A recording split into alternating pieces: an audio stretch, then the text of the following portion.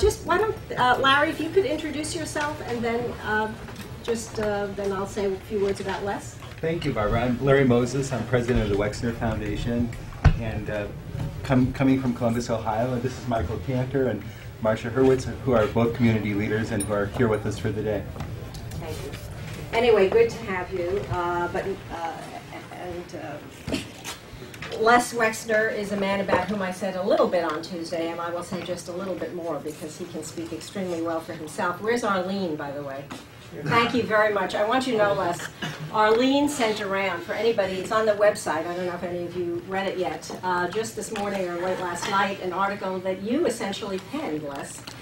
It appeared in Fortune Small Business, and very deeply autobiographical in content about how one starts on the road to becoming an entrepreneur or a leader.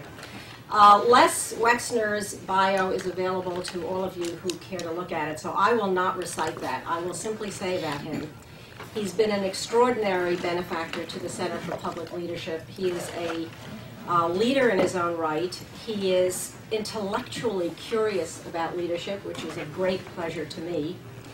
But I want, above all, to introduce him with a word that I knew my first language was German, and it is a German word. I think it's also a Yiddish word. I think it's also used in Yiddish. Les Wexner is a Mensch. A Mensch is now, the word is actually also, I think now, English. For those of you who have not heard it, I don't know how it easily translates. I think a man of good heart, of good character, and a good person. So, the Mensch, Leslie Wexner. Oh, thank you. Thank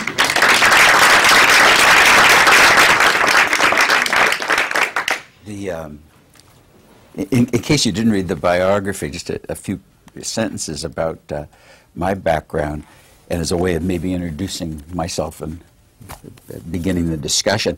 My parents both came from modest circumstances. My father was born in Russia, came to the States when he was 13. My mother's father was a carpenter, cabinet maker, and she was never able to go to college. They met. I got born. I was raised in the kind of a family where, in economic circumstances, where I kind of had to work my way through grade school and high school and college. If the Ohio State University wasn't in Columbus, I probably couldn't have gone to college because I was part of a family economic unit and just had to be at home to help. So and then I began a business, and I did borrow $5,000 from my Aunt Ida with the life's ambition of then earning, at some point in my life, $15,000 a year. If I thought I'd ever get to that, that was the milestone of success. And $15,000 a year then was probably about $50,000 a year now. So it was then a pretty lofty goal, and to me seemed unachievable as I was beginning, and I lucked out. The business did grow. I did open a store, and then a second store, and then a third, and then a fourth, and now we have about 4,000 stores. And started hiring one sales lady to work with me in my little neighborhood shop, and now we must have an employment of about 130,000 people and offices all over the world. First went to Europe in 1964 just to see what it was, and it was kind of a buying trip, but not much of a buying trip when you have one store. And in the mid-'70s went to the People's Republic of China before the United States government had consular relations with China. So just kind of wandered in, and there was a representative who worked in the Peace Hotel in Guangzhou, and after the trip on the way back to Hong Kong, I remember going to visit him, and he said, "What's your problem?" And I said, "Nothing, I just thought somebody ought to know I was here." And he said, "What are you doing here?" I think he maybe thought I was in the CIA, and I said, "Just trying to buy sweaters, and thought this might be a good place to look." So a variety of different experiences, and coming back to my collegiate experience, did go to Ohio State, and then about 15 years ago found myself on the board and chairman of the board of that university. So continuity of interests and things that brought me here. I never considered myself a leader, not when I was a kid growing up, not when I was starting the business. And as the business grew to 10, 20, 30, 40, 50 stores, and that maybe 10 to 50 store range when I was in my early, mid-30s, I began to think that I had leadership responsibilities, but not that I was a leader. So I started reading books about leaders because I thought I had this job that I've never considered. How do leaders behave? What are the lessons? And a lot of the initial books were how to do it books, you know, how to have a meeting, how to have an agenda, you know, don't swear when you're leading the meetings, you know, pretty simple things. And I think I did develop some curiosity. The notion of leadership literacy, which is something I didn't put that title on what I did, but I guess it really did begin about 30 years ago, where I began to be very curious about leaders. And so from the How to Do books, it became more biography or autobiographies, like what have people experienced? And I began reading with great curiosity to see whether there were lessons in other times and in other people that could be applied to me and things that I might learn from. So again, I didn't prompt Barbara, but I think leaders are curious. They're curious about other leaders, whether it's meeting them, observing them. Leaders want to get to the top, and they don't want to have to go through every world experience personally themselves, get all the knots on their heads. So one of the things I observe in business and in political leadership, community leadership, is that good leaders are curious. They have references in history, and they do learn from those lessons. When I met Barbara, I told her about my interest, and she gave me a list of books to read, and I began seriously to get through that list. I think I've completed I've completed about 2/3 of that list, and then somewhere along the way I veered off that list, and I began reading David McCullough's books, and I think I've read all of his books, from the Johnstown flood to John Adams, and find his styles interesting. And then coincidentally, he was invited into our community for the groundbreaking of a library, so I had the opportunity to meet David McCullough. And McCullough said, well, you know, if you're really interested in history and you enjoyed my books, you should read. And he gave me a list of books. And the first book he gave me to read was a book, he said, you have to read Douglas Southall Freeman's book about George Washington.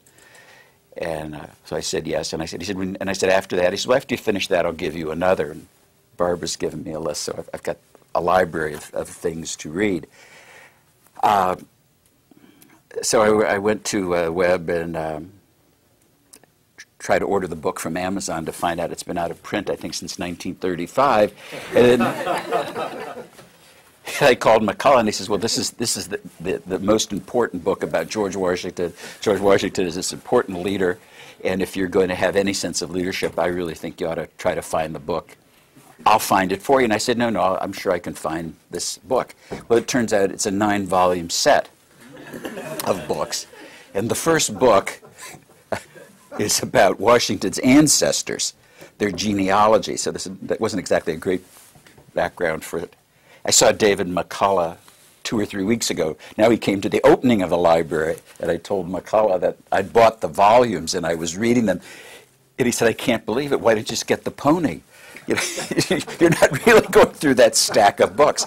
So I said, yes, as a matter of fact, I only have 2 to go, or maybe it's 1, I can't remember. And then in the course of reading about Washington, I began to be also curious about the other founders of America, and started reading the book about Benjamin Franklin. So I have this big confusion of things that I'm reading in parallel.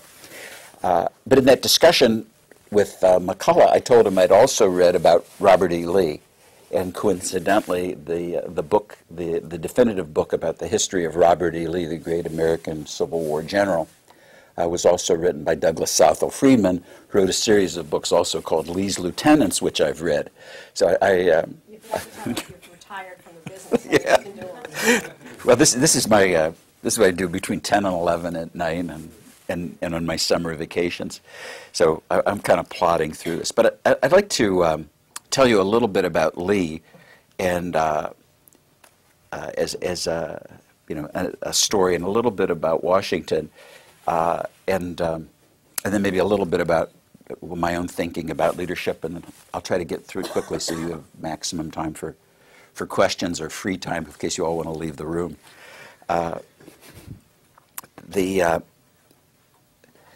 Washington is a very interesting leader because here's a young man of reasonable circumstance, no great education, who in his diary, as a very young man in his late teens, writes about wanting to contribute to society, and how much he cares and wants to be valued and appreciated in his society. And I found that was amazing that as a young man that he would write that, and it repeats regularly in his diary, his thoughts about wanting to be valued, wanting to serve, wanting to do something. And he applies to the governor of the Virginia colony and volunteers to be an officer in the militia. And militia officers in the colonies were really honorariums. You know, if there was an Indian raid, they might have, you know, the colonial officer chase the Indians, or, you know, if somebody was drunk and disorderly or a pig ran through town, they'd call up the militia officer. But being a militia officer required no military experience, but it did have stature. People would address you then as Major or Captain Washington first, and then it became Major Washington. And Washington really campaigned for this job. I mean, he really wanted to have the title, he wanted to have the recognition, he wanted to be valued, and he wanted to be valued more than just as a plantation manager and owner, but he wanted to be valued by his fellow citizens of Virginia in a significant way. And I found this really amazing at the age of 20 for someone to think in those broad terms in that circumstance. Interestingly to me, and you may have read the book or The Pony, Washington's military experience was virtually nil. He was appointed to be a captain in the militia. Indians did attack settlers. The governor asked General or Captain Washington if he would go out and settle the score with the Indians. He went out. The Indians really settled the score with him. They took his weapons, they took his horse, they took his saddles, they took his clothes, they took his boots, and basically told him to walk home in his underpants, just to embarrass him. Luckily, he wasn't killed. But that was his first military experience. He stayed in the militia and was criticized in the House of Burgess for being such an embarrassment, walking back to Williamsburg in his underpants and not defending the honor of the colony or doing his job. Doesn't learn much. The British military, which had the real military control and authority and had real skill sets, just dismissed him as having an honorary title. Years passed. The French Indian Wars with England and with the colonies in America began. He wants to participate because this is a real organized military action. He fights to kind of go along as kind of an observer, fights to get parity with English officers. He's going to sit at the table when they dine. He can be in on the planning. Goes out with a very famous British general by the name of Howe. They get their asses kicked. Howe gets killed. Washington comes back in great humility to Williamsburg, defeated again, only now participating with a real army. Doesn't learn very much. Years passed. There's another episode. The French and Indian War is heating up. A Scottish general is leading the British army to go out against the French and the Indians. They get real organized. Washington thinks he's now going to really learn something. And when they get to Fort Duquesne, They find that the fort has been burned, there are no Indians, there are no French, and they all march back, again, kind of disgraced. And that's his whole experience in the military in an active way of learning.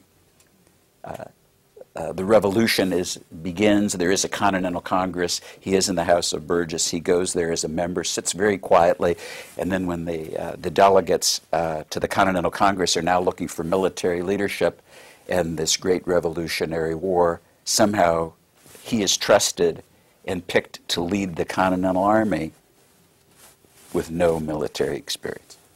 So he issues pronouncements like, well, we need 1,000 guns and we need 10,000 troops, and nothing happens. So he begins real on-the-job training. Very, to me, it was very interesting just to look at them and say, in those times, at that age, and that background, the courage that he had, leadership courage, fortitude, and willingness to stay with it and fail and fail and fail, but wanting to serve and serve and serve. It's an interesting model. Now, I'm a businessman, and I see those same patterns of behavior of people that try again, but they learn, they learn a little bit, they march ahead, very directed and curious and wanting to succeed. But one anecdotal story about Washington, and which I found very interesting, is that my view of the American Revolution was pretty idealized. The American revolutionaries were the good guys, the British were the bad guys. The American colonists were wonderful, spirited, principled people. They rose up against the oppressor, and they won. We weren't such good guys. A lot of dissension, a lot of mistrust, colony to colony, selfish leaders, people that took and stole and were, collecting more graft than gratitude from their fellow colonists. But one anecdotal story, which I think, again, demonstrates that at least my learning is, to me, it was a penetrating insight and a lesson of history that I didn't know. There were enormous numbers of mutinies in the Continental Army because people weren't paid, people didn't have clothes, people didn't have shoes, and people didn't have weapons. So some number of volunteers into those armies were people who were true patriots. Others were very poor people that the promise of being shod, clothed, fed, and when their enlistment expired, they could take their weapon home was a hell of a deal. And so for many of these people who came from frontier poverty, shooting squirrels and eating animals as the only way they could live, a military career was a pretty good deal, and the military and the country didn't deliver. So if you signed up for a 6-month or 1-year enlistment and you were promised to be fed, clothed, and you'd have a weapon, and at the end of that 6-month period you could take that weapon home, and it turns out you got nothing. You got to starve, you ran around in rags, you were barefoot in the winter, and in fact sent into battles, and some say just pick up a big stick or a rock because we don't have guns or ammunition. That's literally what happened. So there was a mutiny. And that's the background. The story of the mutiny is a large part of the Pennsylvania militia mutinied against the Continental Army.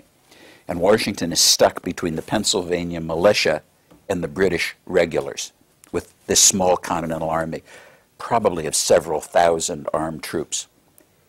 And pretty desperate thing because you have Americans fighting Americans, an inferior American army fighting a vastly superior armed and in-numbered English army and skilled. And the notion of the mutineers being successful in their mutiny that is really damaging the Continental Army, or the mutiny spreading throughout the Continental Army, or, as was threatened, that the Pennsylvania militia would change sides. And this small army would now be crushed between two forces and destroyed.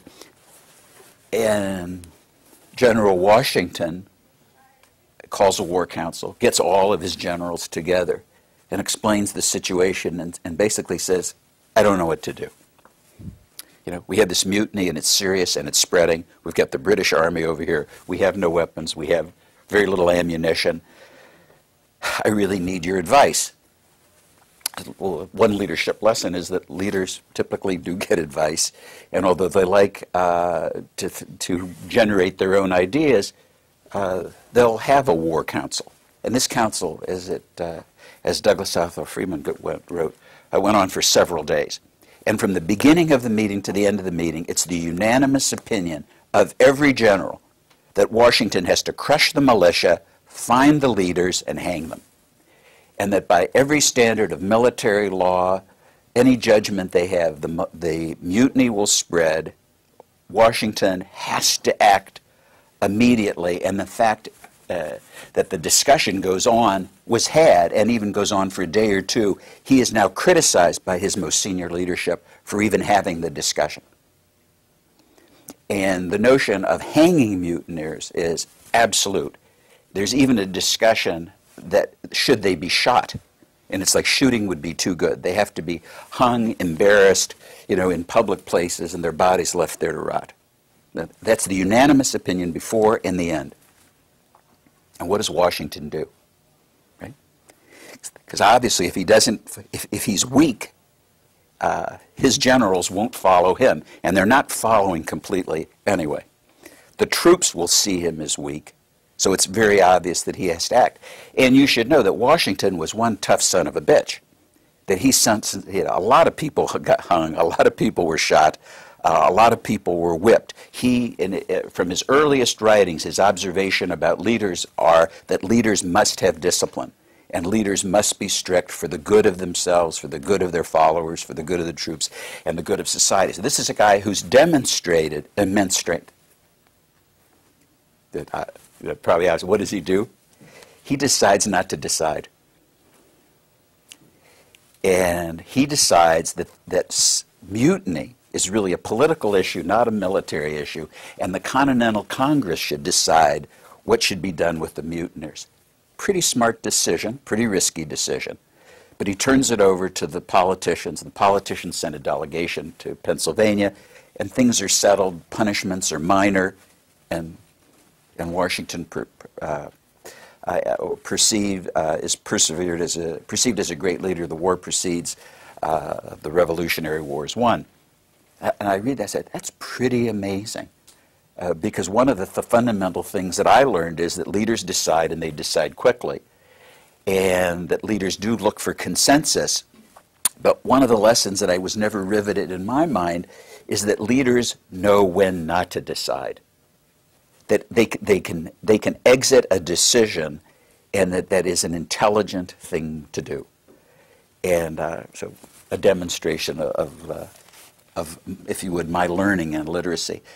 Tell you a little bit about Robert E. Lee. Lee is an engineer. Lee has virtually no combat experience, one skirmish in Mexico, but he's seen as a good guy, a dedicated military leader. When the Civil War begins, he's recruited by the Army in the North and of the South. Most officers were.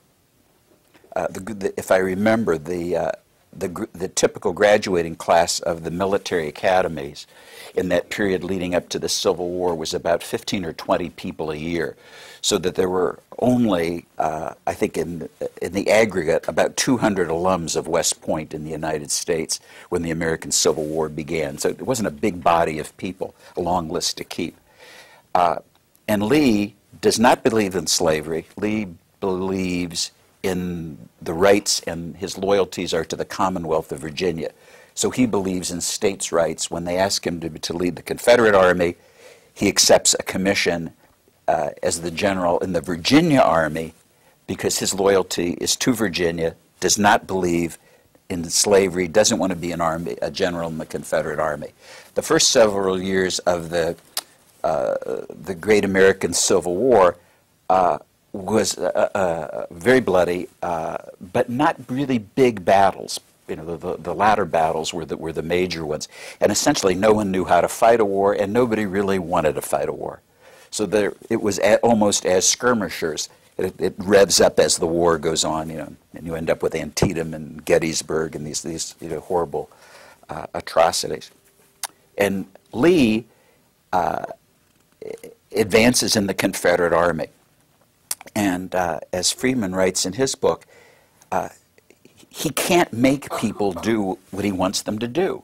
So he says, General, you'll attack at 10, General, you'll attack on Tuesday, General, you'll retreat. And people generally don't do what he says. And in times when there's overwhelming force and a battle should be won, the battle is lost. And he takes inventories and he's feeling very inferior, like he'd like to resign because it's obvious he can't lead his army. And Lee makes note, and he decides that he's going to have kind of a scorekeeping, a metrics of leadership. And he decides that, most importantly, generals that he can trust have to know the military art. So they have to be studied and know the military art. Now, in that period of time, many officers were appointed as general officers who were school teachers, lawyers, political appointments.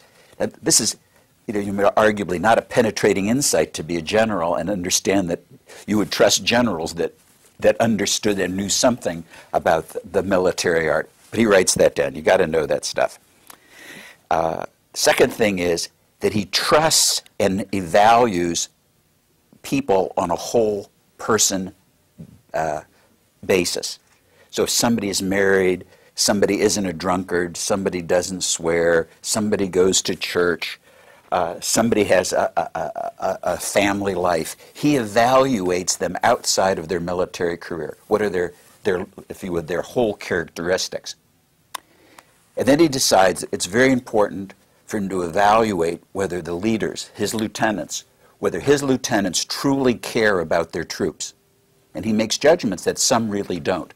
Some care for the glory. They really don't care about the welfare of their troops. And as a separate point, do the troops believe that the general really cares? You can think about that a little bit.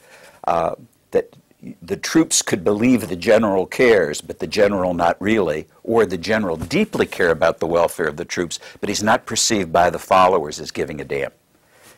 And Lee sets up a scoring system. And so you get the, kind of a cavalry freelancer, was it Jeb Stuart? So, go north and raise hell.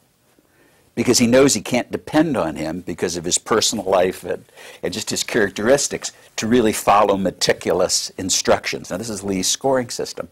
Others that are more reliable, have more normal lives, he sees them on his scoring system. He puts them in positions of greater precise responsibilities because he can trust them. And whether you agree with his system or not, to me it was a penetrating insight that the leader, rather than saying, someone can do or can't do, would actually think about metrics and actually have some kind of scoring system and then make, if you would, judgments about job assignments. Now, I find myself, again, as a business person saying, boy, so-and-so is really capable, I really think they know their stuff, they can pick the right color sweaters, and then have found myself saying, yeah, but they never show up, they don't come to work when they're supposed to, they forget to write the orders. They have personal habits and, if you would, technical or talent skills, and I haven't really thought and evaluated them in a thorough way. So in reading about Lee and his life and that period in history, to me was a great learning lesson. And in fact, one of my colleagues, Len Schlesinger, who spent most of his career teaching at the Harvard Business School, he introduces me and he says, I'm going to talk about taxes or accounting or the upcoming holiday season, and it's important to our business. And Len will say, Les will not like to talk about Benjamin Franklin, and that's a big joke inside the business. And sometimes I'll talk about Benjamin Franklin, sometimes I talk about Christmas. What's come out of this in these different backgrounds is that I actually was influenced by both and have come up with my own leadership model. And it's been evolving over a period of the last 3 to 5 years. And I find it's very helpful for me now to write things down and think about them and talk about them to myself and sometimes out loud. And where I am now in my thinking is I think that the best leaders are what I'm calling complete leaders. And a complete leader has 3 aspects. One, a complete leader is a whole person. A complete leader is an educator. And a complete leader is a catalyst and sponsor of change. that whole person, just to hit the high spots, I think that notion of whole persons, I think whole persons do strive for excellence in what they do, and they set very high standards. I think that they have an internal compass. They want to know right from wrong and are very conscious and deliberate about doing right things. They don't take shortcuts. I think whole persons think about society and the greater good. Whether in an enterprise, they will team up and work for the greater good of the business or the greater good of the community.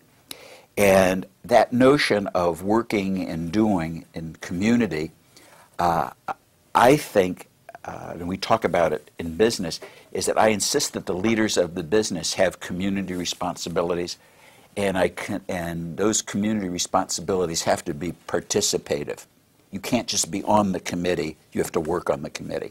And I don't care whether it's your church or your synagogue or a hospital, but you have to be engaged for the greater good of the community, because I trust people that think about things other than themselves, their welfare, the welfare of their family.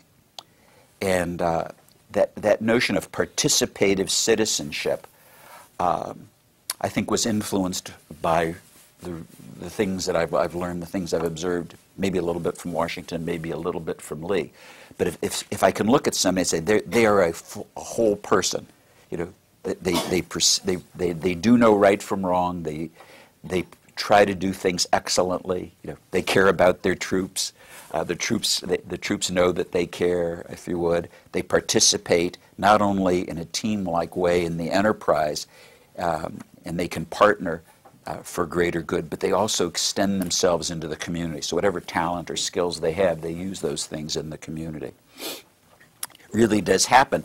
And imagine an astonishing thing, having a meeting much larger than this, which we had this week with 250 of the most senior officers in the business, and saying, like, this is for real. Like, if you better decide what you're going to do, and you can't just write a check. You have to give time and money.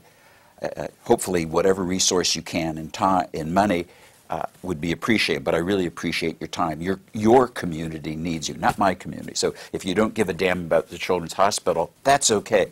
But you have to give a damn about something in the community and be willing to work at it. And amazingly enough, when we started talking about this in the business, the concern was that it would drive people away. And the fact is, it's made recruiting and retention much easier because people trust complete leaders, and they trust good values, and they don't mind getting that support, my experience. Secondly, the notion of teacher, I've kind of amended that.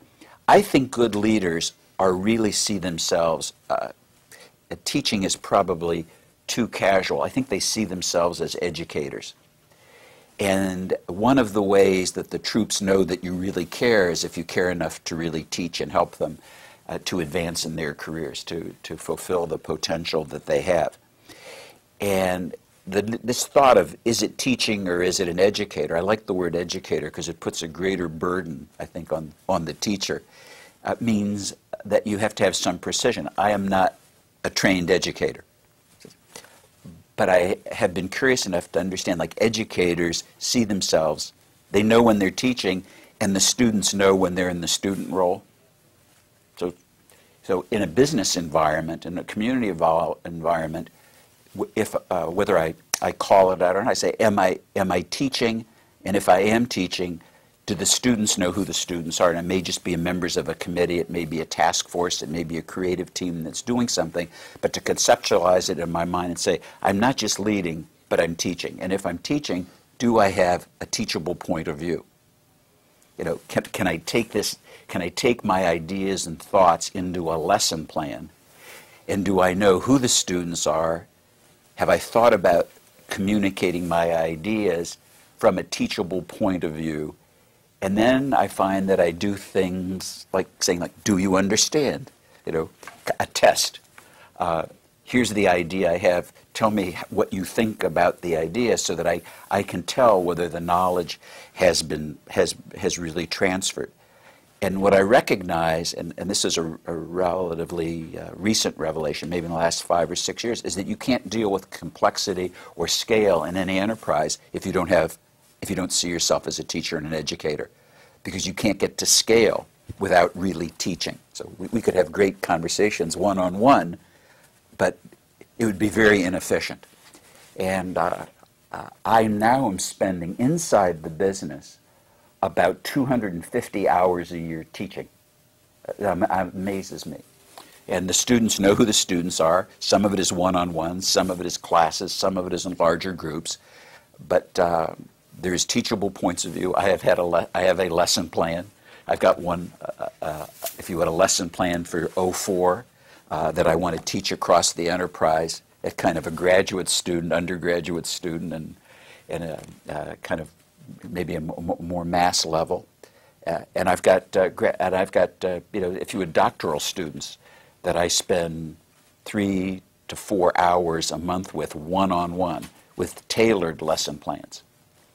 And I look back at Lee and Washington and other leaders, and I can see that pattern in them. The issue about change is that I think leaders have to have visions, and they have to be sound visions, and those visions have to be fulfilled. So that I think that's an important part of what leaders do. And in learning the lessons from history, I've come around in my thinking, and in a business environment, really preach how important it is to lead from positions of influence, because you can't get a damn thing done with authority. Yeah. I have young children. My oldest is 9. I say, Harry, go to bed. No. Would everybody please be quiet? You're all talking loudly in the car. Daddy's driving. Well, nothing helps. In the business, I could tell people with great authority what to do, and I learned, the sad lessons of military history. Why do all the lieutenants get shot in the back? They got all kinds of authority, but they haven't learned that they can really get things done with influence. And the example that I've used inside the enterprise is if you don't believe that, think about Douglas MacArthur. His father was a general. He graduated first in his class in West Point. Led the American forces in the war in the Pacific. Very smart, understood the chain of command, understood giving orders, understood taking orders. And his commander-in-chief says, whatever you do, don't invade North Korea. And Douglas MacArthur's, that's only what the president says. So that the lessons for me at all levels are that you really have to understand how to build a base of influence and make a case so you really can influence people. And that's how you really change behavior. With absolute authority and screaming and hollering and maybe grabbing somebody by the neck, you can get them to comply, but you don't change their behavior. And great leaders understood that. Models, whether they write them down, models that they can articulate. And I think whether my model is a good one, ultimately, or a bad one, hopefully it's just good enough for me to do better. And I keep revising my model. And I think it's important to me to have it written down and to talk about it within the enterprise, sometimes within the family, just to make sure that I'm not lost in it and that I'm really considering. So I guess the lesson of Lee actually coming up with a metric and saying, I'm going to review the metric periodically and score keep people and then make judgments by it. I think that discipline about leadership is probably a healthy one. So I told you a little bit about me, a little bit about George Washington, a little bit about Robert E. Lee, and the fact that I've borrowed and pasted together, if you would, a leadership model. And I'd be delighted to try to answer any questions or do what I can, or we could all have coffee. No. I have no doubt there will be questions. Scott, why don't you lead us off? Curious about your comments about George Washington and whether you think that what drove him through these failures was desire to serve or faith in self. And if it was desire to serve, did he sort of reassess how best he could serve, given that he wasn't meeting with success early along the way? Well, I asked David McCullough that question. He's writing a book called, I think it'll be out in about 18 months, called 1776. And I kind of know what I've read in a couple of books, and I asked him what he thought. He thinks that Washington was a very bright young man, and that there were a handful of founding fathers that really did have something within their being that was dedicated to serve, that wanted to perfect themselves, and had the fortitude to learn from adversity. And I think that leaders tend to do that. I can't think of any model of leader that's just had compelling successes along the way. But leaders have, I think, the ability to hindsight and the strength of character to improve. I think Washington was, and David McCullough, I guess his opinion is the same, that Washington had this idea to serve and to improve, and some of it was selfish. I mean, he liked the recognition. He just didn't want to be a wealthy plantation owner manager, but he liked the recognition. He liked wearing a uniform, you know. He wanted to be Captain Washington, and then he wanted to be Major Washington, and then he wanted to be Colonel Washington. So that I think that, you know, some of that ego stroking clearly was in his personality. Again, McCullough said it's interesting that when Washington married Martha Custis, is that she was not only a wealthy widow, she was the wealthiest. And he said, you know, like when you're the general, you know, you're a young man and you're a captain, you're a major, you're a colonel, you're a general. You know, you marry a very wealthy woman. You're in the House of Burgess. You do go to the Continental Congress. You are the commander of the Continental Army. There's probably a fair amount of ego and, if you would, planning. Probably not just all luck and natural forces of gravity. My name is Michael Mason. I'd like to ask you, I'm interested in your leadership development training that you give. And in particular, I would like to know, I'm assuming that you choose who gets the training, especially when you talked about doctoral students. How does that play out with the ones who don't get chosen? Do you find any problems, interactions with them who don't get chosen, or is everything okay? My perception is that it's okay because I think there's, you know, in some people kind of, I think, know where they are in the pecking order, and so that they would see somebody as having earned the right into, if you would, the graduate program. And I think there's some people that say, you know, have said, you know, like, I'd really like to get more of your personal time and attention. What do I have to do? And it's like, well, I think you got to know your stuff. You got to do your job. So it's kind of like with my kids. It's like, you know, if you eat your dinner, you can have dessert.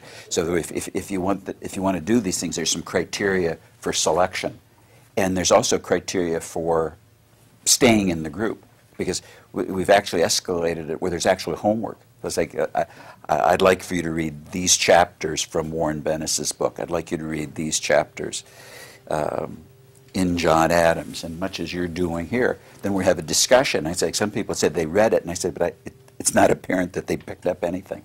You know, they can tell me that they read pages, you know, 220 to 240, but nothing sticks. So I find some people aren't serious. They kind of like the recognition, but they're not serious about the education.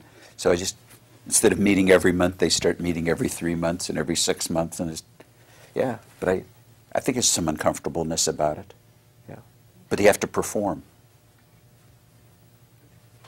My background has been in political activity in Washington and the House of Representatives, and I was wondering if, I served under 6 presidents, I just wonder if any president, without putting on the spot Mr. Wexner, fits your model of the whole person, the educator, the catalyst for change, better than maybe some of the other ones. I know you've known most of the presidents and worked with them.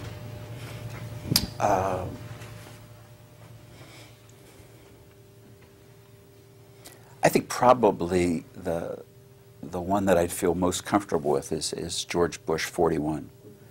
I think he is a whole person and a real person. I think he cares. I think he may fall down in his vision, and that may be his undoing. But I can't think of one that would be a perfect model.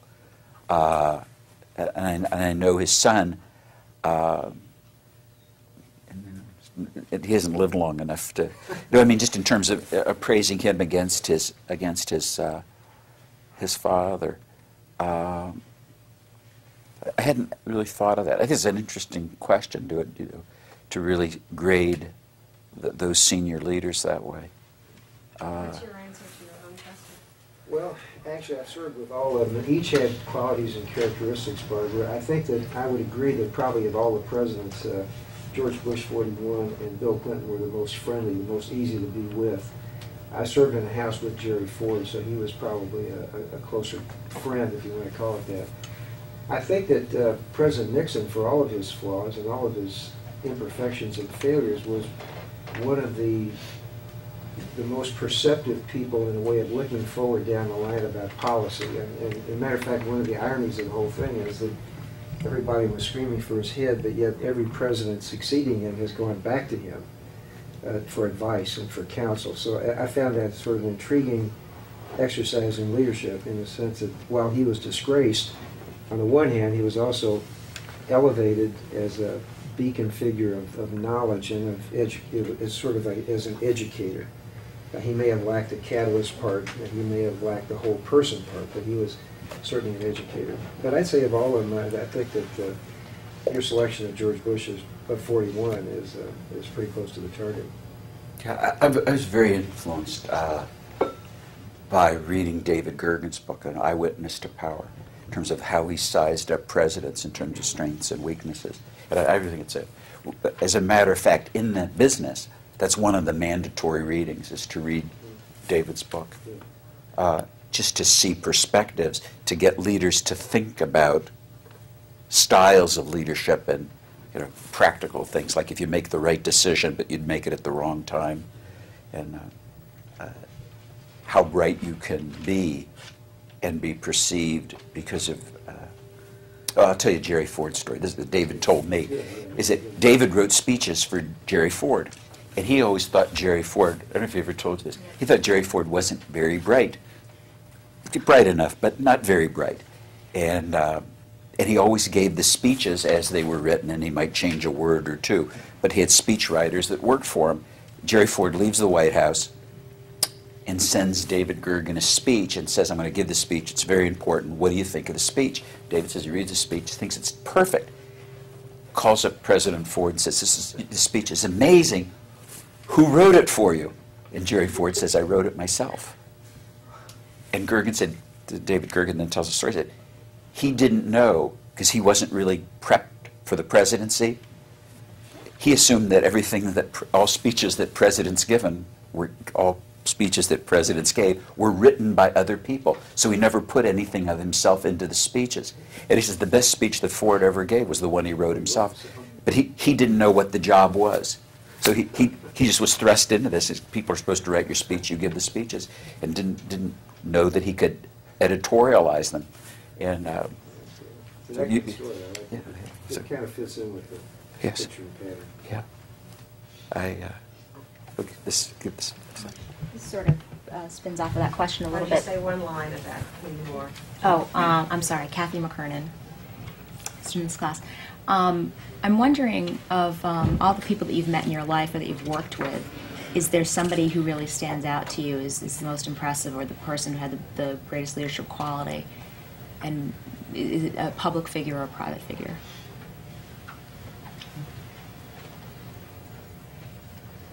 Yeah, there is one that comes to mind. He's somebody that served with presidents, but not a political leadership, a clear civilian. He's a man from Detroit named Max Fisher. He's 95. And Max is a very quiet leader, very consistent, but he would fit my model. He is a teacher. I think he has had good vision of future, continues to have, and very much as a whole and complete person. When I was 40, Max was, I figure this out, 65. Max 30 years older. When I was 40, Max was 70. And I'd met him maybe 3 or 4 years earlier. And Max said to me, "I think you should retire." And I said, "Why?" And he says, "Obviously you've made a success and you have a lot of money. I think you should devote your full-time energy to public service." And he stayed on that. And I thought about this for several years, spoke with John Glenn. I'm kind of a wishy-washy Republican because I am a Republican. I'm very supportive of the Republican Party, and I also have 2 times headed John Glenn's election committee in the state of Ohio. So I'm a thinking Democrat or a thinking Republican hybrid, which is interesting because those of you who are more interested in politics than I say the Republicans and the Democrats then won't trust you. And I find it's very much different. They do. So I was talking to John Glenn, and I told him what Max had said, and he said, "That's a great idea. Why don't you run for the Senate?" So I said, "John, I'm a Republican." He says, "Just don't run against me." He says, this is 20-odd years ago, 25, 30 years ago. He said, he said, "The government needs people in public service that can think and have experience." And he says, "I think you'd be a great addition in the Senate." And he said, "I'll help you." And so I got all wound up about it, and wound up about my friend Max, and thought about it. I said, I'm just not cut out of that cloth. But it did influence me to find a different balance in, if you would, career and public service. And so that Max has, and I've known Max now for 25, 26 years, consistent. Knows right from wrong, does right, has a healthy family life, has been consistent in his interests on a broad range in community, chairman of the Detroit Renaissance Committee, active in Republican politics, active in Michigan politics, active nationally, internationally in Jewish community life. Just a terrific guy, and a very patient teacher and very wise. He has he wins my award. I want to imagine that. Can you just say Sorry, I'm Wanjin Juguna from Kenya. I want to imagine, since your businesses all over the world, that you also look at the leaders in a lot of this world, I mean a lot of these countries. Are there any leaders beyond the USA that you think have leadership qualities that are impressive, and especially in Africa where very little good happens? Do you have people that you think have some of the qualities you really think about in leadership? I think my personal world is too small. I mean, I don't think about those things very much, and I really don't know very many world leaders. I've met a handful. But I'm trying to think if I can. Why is it you just read about the ones in the U.S.? Why don't you want to go beyond those? In terms of about reading about other leaders, yeah, I do a little. I guess the ones that are closer to home I can identify with. There's greater curiosity. I've got Gorbachev's book on my stack, and a book about Stalin, and Barbara gave me Mao Zedong's book to read. So you're not going to be surprised. Yeah, so I'm still learning, but.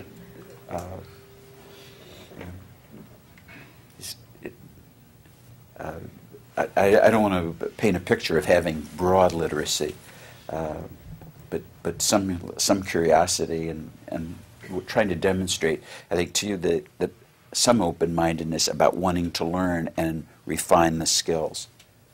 Can I just interject? There are many hands, but I love this exchange of the last moment.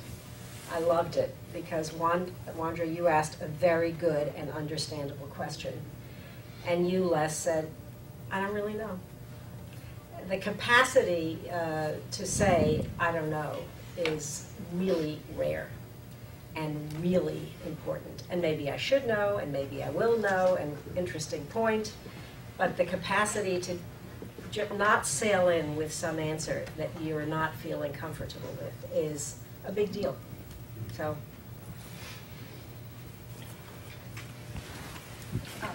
Hi, my name is Eileen Chan. I'm a second year in the MPP program. Earlier you mentioned that sometimes the best decision a leader can make is to not decide. I was wondering if you faced a similar situation during your business career, and if so, if you'd be willing to share that with us. Oh yeah, I'm glad you asked that. You know, when I was just out of school and starting the business, one of the popular notions was that great leaders can decide quickly, and they decide things once, and they can kind of get through their things to-do list. And I was very influenced by that. So if somebody asked me a question, I really wanted to make and take decisions. I mean, the more the merrier, and the faster the better.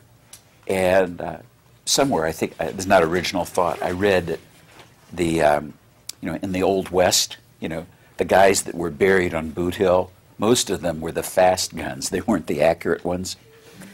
And so that I began to really play with that and say, fast only matters if you're right, generally. And being fast and wrong, there's enormous risks.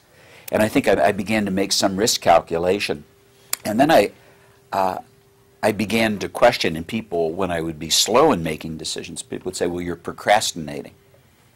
And I really dwell on that, say, do I procrastinate? I mean, I dwelled on this for years, because that would be a common thing. It's like you don't decide. And the business was compounding 25, 30% growth. And I'm looking back at this and thinking about this for years, being self-critical. I said, I must have decided a lot of stuff pretty well, because things are working out. So and I know I'm making decisions, but yet I'm being criticized. And where my thinking is that I think leaders have the judgment to know what things they can decide, what things they can't decide, what things really require collaborative effort. The notion of realizing the time sensitivity of a decision. And what I'm very conscious about is I will decide easy things quickly, and I know they're easy to decide because I can decide them quickly and without any internal hesitation. But when somebody presents something and they say, well, this is really an easy decision, just give me a yes or no. And in my tummy I'd say, I don't know. It's like, when do you need to know? And they say, well, I'm asking you now. And I say, but when do you really need the answer? And they say, next Tuesday. And I say, well, I'll tell you before next Tuesday. But I want to think about this. I want to sleep on it, because there must be some complexity here, some unintended consequences, something that requires some judgment and consideration, and I can't make it in the moment and feel comfortable from within. Now, interesting, working with Len Schlesinger, who thinks and loves to decide quickly. We were having a board meeting. He's the vice chairman of our company now.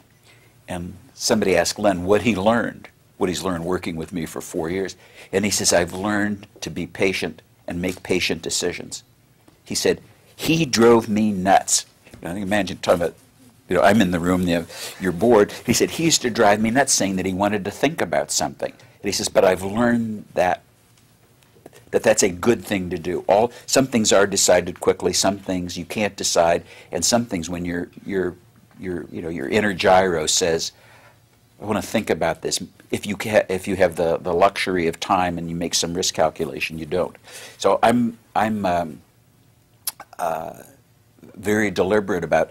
I like to decide things quickly because I want to get through my things to do list. But if something doesn't feel right, I kind of look at it and say, this must be more complicated than meets the eye. It's more than a simple yes or no. There must be layers of things, complexities here that I'm just not comfortable deciding. Then whether I take it to a group or a committee or just say, I'll tell you in the morning. So I think there's a difference between procrastination and deliberation. And I have bins that I put things in. And sometimes I do procrastinate. I mean, I think people do.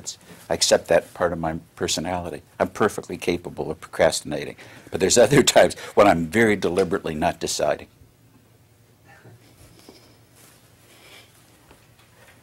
I'm Anton von Budkowski from Munich, Germany. I'm the surgeon, by the way, only accidentally here in this group. I think it's very deliberate. I think it is very important that you are making the distinction between teaching or teacher and educator.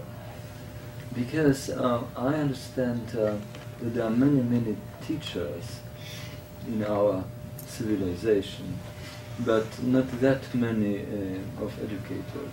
Because in my understanding, an educator is someone who is prepared to take his personal responsibility for the results of his teaching. Because as a teacher, you can just go with your syllabus or whatever, and you are just selling or giving your knowledge. But then what is being done with that knowledge later on is not of your concern very much, because you are not obliged, in fact, to. It is only that far. When you understand yourself as an educator, what I believe you do, means that you are prepared to carry your personal responsibility for your apprentices. It is like coming back to the old classical models. There were universities, there was only the name of your teacher who was the recommendation. That is. I agree. I think that I hadn't put it in those terms, but I think there's a seriousness of teacher where it's as if you're transmitting knowledge. An educator, you're in partnership and you have responsibility with the student, and you're much more deliberate. It's much deeper. I think that's how it feels. Role as a leader and an entrepreneur, what has been one of your greatest successes and or failures, and what have you learned from them? Oh, I don't know. There's a lot of them. On the failure side, I think what I, in a real way, in reflecting back, that I think there's a thing like a judgment about winning and losing. And there's been moments when I've really thought I won, and then in hindsight, with the perspective of time, I was really losing. And the reverse is true. Times when I lost, and I look back and say, boy, that was really a great learning, and it was really a great experience. I thought it was a catastrophic loss, but it was really a learning. And I think there's a way I talk to myself about it. I call it like judgment vertigo. If you've ever experienced vertigo, you're upside down, but you're positive you're right side up. And I think hindsighting, I think more specifically than the successes or the failures, is to look at things, and I think you gain this perspective in time. It's hard to really appreciate vertigo when you're in the moment. It's afterwards you say, boy, I was positive I was right side up, but I was upside down. And I think that one of the patterns of leaders, and it comes from the learnings that I've experienced, is that they really learn from their lessons, theirs and others. And I think there's a judgment that you get that when you think you're winning, to pause a second and say, is this really winning, or does it just feel good? And is this loss really terrible, or is there something to be had from it? And I think that was very difficult to read without experiencing or to learn without seeing that pattern. And again, I think the successful leaders that emerge over time have enormous failures, and then somehow they learn. You know, people that are imprisoned for 10 or 15 years, you know, terrible circumstance. Then they come out with, you know, more with greater conviction, learnings, enriched lives. I mean, I could tell you some, but they'd really be boring. Andrew Thacker, I'm a student here in University of Michigan graduate, but I hope you'll still take my question. How did you choose the Kennedy School as a school you have brought so much support to, compared to Harvard Business School or another business school or another public policy school? How did you make that come to that decision? Well, we were had the idea that I wanted to do something to help the state of Israel. And as an emerging country, there's a lot of goods there, whether in education or health, science, you know, communities. And I thought about it for about 5 years. I said, you know, in a young country that has a set of priorities that really aren't about government, they're really about military and about defense, how do you develop a bureaucracy or a government that's really capable? And my observation, knowing the government there for some years, was that it was a lot of on-the-job training, and everybody was kind of staring at the soup, you know, too closely. And I thought creating a school of government would benefit Israel. And the first thought was to create an independent school of government there. Thought about that a while, and I said, I think people would benefit from leaving the country and benefit from a broader world experience. It might be too close and could be politicized, and began shopping the great school of governments in the world. The École Education de Nation in France, and Oxford and Cambridge and Princeton, and the Kennedy School was the most interested, I thought, genuinely, and had most to offer in terms of an international experience and being just open-minded. So where others were, some were not interested very much, others were kind of interested. Kennedy School was like, just, boy, this is great. You know, we really think this would be a great thing for us, and we could help and we could work on this. And so that's how the relationship began. And my personal interests in leadership and how you round and develop mid-career emerging leaders and their possible potential to influence the quality of life in a country is what brought me to the Kennedy School, and then brought me to this leadership center, because I think that you know, I just think it's so important, and I guess the bottom line is that Harvard really earned its way. They've never disappointed. You should know that.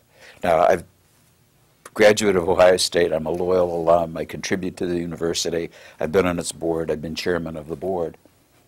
Not nearly as supportive and consistently interested in anything that I've seen as their interest as Harvard and the Kennedy School has been. And that's been through a succession of deans and faculty members. So it's just, you know, this kind of a public thank you. Just a superb institution from my point of view.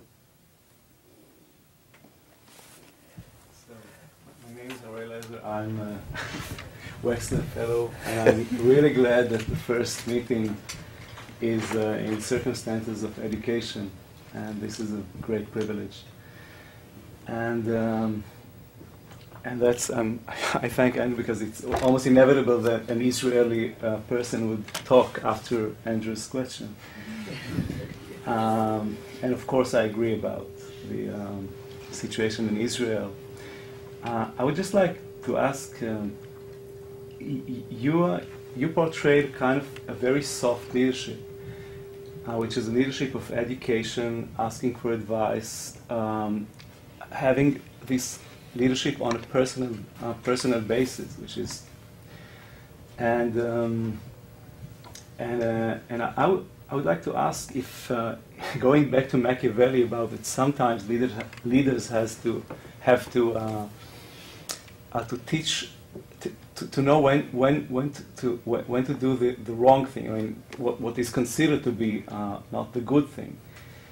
Is there any room, or when you educate your the people that you were talking about, is there any room or situation when you could really use this side of leadership, which is not the soft one? How do you relate to Well, it kind of relates to the question about, if you're going to teach and you're going to have an elite core, is this demoralizing to others? And it's like, yeah. And the price of admission, the way I think about it, is you have to do your work. And the notion of the leader being tough, I think you can be very tough-minded without being ruthless. But there is, at least the way I think about it, there's some reciprocity. So if I'm going to ask for certain things and here are the benefits, you have to do the work and you have to have some standards of success. And so that, I never talk about the people that I fire. And I do it very quietly, and I do it with dignity. If somebody has done something bad, something corrupt, taken advantage of their leadership position, I will execute them publicly. Because I want people to know that I really mean what I say. You can't take advantage, you can't be dishonest, integrity, whatever the issues are. So that there is a tough side. But the Machiavellian part, I've read The Prince, and kind of with interest, it doesn't exactly fit in my model. I mean, there are times when I think I've made decisions that I'm not proud of in hindsight, but I don't think I've made a decision consciously in the moment where I said, if this were on the front page of the newspaper, would I be embarrassed? And I think that, in a tough business world or a tough world, I think you can make decisions that are tough, but that have moral integrity. Now, that moral integrity and compass, your moral integrity, your ethical moral compass, has a lot of judgments. I mean, when is it? When does somebody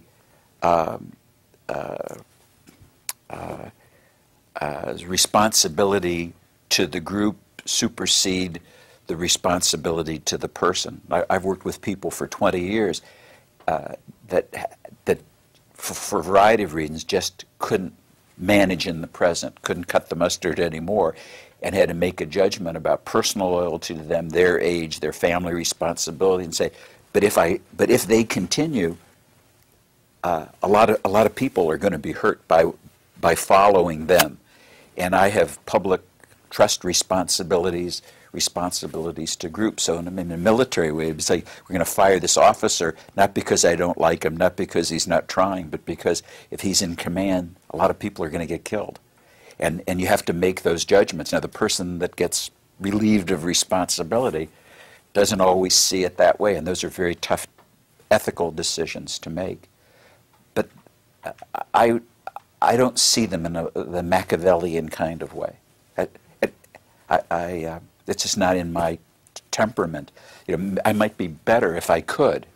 I say yes when I mean no, and so that's one of the reasons I don't have a lot of patience in a political process. In thinking about John Glenn's, the notion of the kind of political skills that you need to smile when you're really angry. I said, it's not my nature.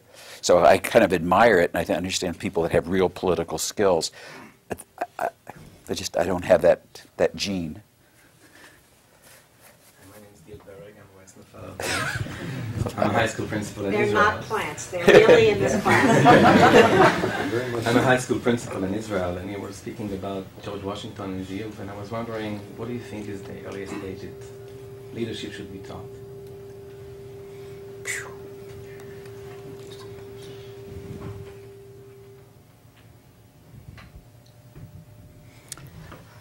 I think you can recognize patterns of leadership in teenagers. They want to be president of their class. They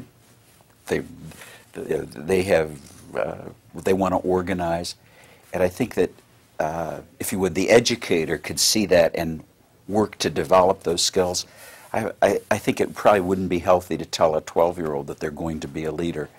I don't think they'd have the emotional maturity. I think probably by the time you get to, say, college age, 20s, you can think about it in a mature way where you have the emotional maturity to deal with the learnings. I've not thought about that much, but I think at some level, in adolescence, it would develop the wrong things. But I'd have to think about that. Thank you, Mr. Wexner. My name is Greg Wong. I want to start by thanking you as a student here, and I think speaking for students in this class and throughout this campus, that your generosity has opened a lot of doors for us. The great minds of Warren Bennis and David Gergen, Professor Kellerman, Dean Williams. It's a cornerstone to the education that we get here at Harvard, and thank you for that. I'm an American diplomat, and I've served the last 10 years in Asia. And one of the things that I can see very clearly is the changing of leadership from political figures to business figures. And in fact, I've engaged on several occasions with representatives of your company, and the influence that they have in directing foreign policy or changing the fortunes of communities and nations is significant. And I'm wondering how you see your role and the future role of leadership shifting from traditional politicians to businessmen like yourself. Well, I don't know if I'm answering your point. I think that professional politicians are kind of necessary. I think what's necessary if you're a professional in government is that you're open-minded about the real world, and you cross-breed experiences. I mean, I worry about the Congress. If 99% of all congressmen, members of the U.S. Congress, are professionals and don't have real-world experience, and I think that there's the globalization, business leadership, I think, is filling some voids. In my model, that notion of being a participative citizen is, I think you have to tell people who are engaged in diplomacy or in government what your perceptions of the real world are, because that cross-fertilization, I think, is really healthy. And I don't delude myself. I'm not a full-time politician. I'd probably be a terrible diplomat, but I see things from a different perspective. And so I think it's gratifying to hear that we can influence things from kind of a real world perspective, and there's people in the enterprise that want to connect for good reasons. That this is how they see it, and do you really understand things? My experience with our government and some foreign governments is that the political leadership was very, very far from the ground. It was kind of in theoretical models, and people at government levels, bureaucracies dealing on issues that weren't the real world, solving problems that didn't exist, or creating problems that needn't have been created because they were just out of touch with how things were going. I mean, the example I gave earlier of going in China, we were the first American company to do business in the PRC. We had business relationships and investments in South China. I'd met the governor of Jiangsu province, Shanghai, in the mid-'70s, and we were investing and had a wonderful experience. And so when I met the consul, he thought, are you coming here to complain about your terrible experience? Like, no, met some wonderful people. I trusted them. They trusted me. We invested. We were doing things at a very informal level. Now, if we'd have gone to, years later, I met people in like big organized businesses. They said, how did you do that? Because we went to Beijing and we couldn't do anything. I said, I never went to Beijing. I've never been to Beijing in my life. I just met a businessman somewhere, and he trusted me, I trusted him, and we started doing things. So. We've got time for a 10-second question and a 30-second response. Oh. Throw us at. What do we think the question?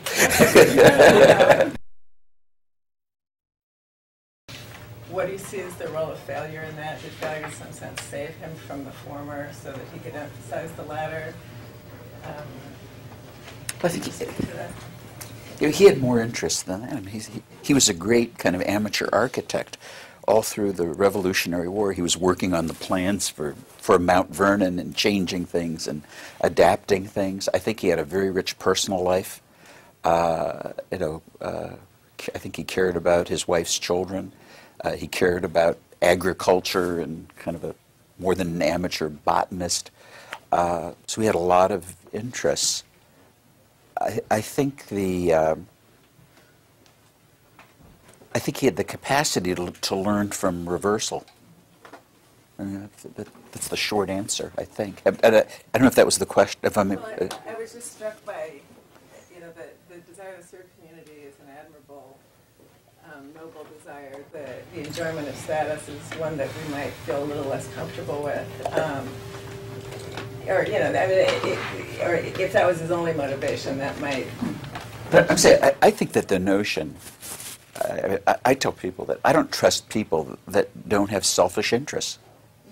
I mean, so it's like they want a new pair of shoes, or they'd like to advance in their careers, or they want to have more time to play golf, or whatever it is that are your own interests. And I think people find balances that maybe mistrust isn't right, but the Mother Teresa that just only cares about others. I can understand that. I just don't experience it in the realm of things that I deal with. So I'm saying someone like Washington, who cared about status, he cared about financial security, he cared about fox hunting. I mean, he was a great athlete, and fox hunting was a major sport then. He was in great physical shape. He was a great frontiersman. He was a pretty balanced kind of guy, not superbly educated, let's say the way that Jefferson was or John Adams, but he was not an illiterate man. And as I look at him, pretty normal. I mean, he wanted to do better. He wanted to have a nice house. He liked recognition. He did care about public service, and he balanced that out in a pretty contemporary way. And I feel comfortable with him in terms of I can understand someone like that. I just was interested in how failure tempered him. Sorry. Okay, I think, Les, you didn't say this, but you used the language, the complete leader. Is that going to be the name of the book? Is that going to be the title of the book? Gotta write a book. You used the phrase the complete leader. So in the last hour and a half, we heard, it was extraordinarily wide-ranging. I mean, including your kids in the car, not just Washington and Lee. Les Wexner as a complete leader. So thank you very, very much.